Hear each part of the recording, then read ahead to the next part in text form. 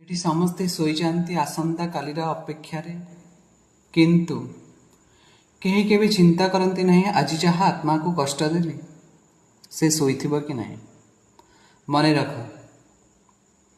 ଆଜି ଯିଏ ତୁମ ପାଇଁ ତା ନିଦ ହଜେଇଛି ନା, କାଲି ସମୟ ଆସିବ ତୁମେ ବି ଆଉ କାହା ପାଇଁ ନିଜ ନିଦ ହଜେଇବ।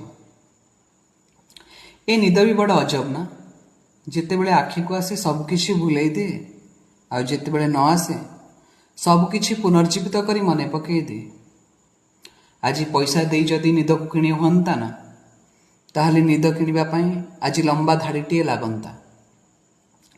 ସୁନ୍ଦର ସ୍ୱପ୍ନ ଦେଖିବା ପାଇଁ ଯେମିତି ଭଲ ନିଦଟିଏ ଦରକାର, ସ୍ୱପ୍ନକୁ ପୂରଣ କରିବା ପାଇଁ ସେମିତି ଶାନ୍ତିର ନିଦଟିଏ ବି ଆବଶ୍ୟକ। ଅତୀତର ସବୁ ଯନ୍ତ୍ରଣାକୁ ଭୁଲେଇ ଦେଇ କ'ଣ ନିଦ ଆସିବା ସହଜ, କିନ୍ତୁ ତାପରେ ବି ଆମକୁ ଆସନ୍ତାକାଲିର ଗୋଟିଏ ସୁନ୍ଦର ସକାଳର ଅପେକ୍ଷାରେ ଶୋଇବାକୁ ପଡ଼ିବ।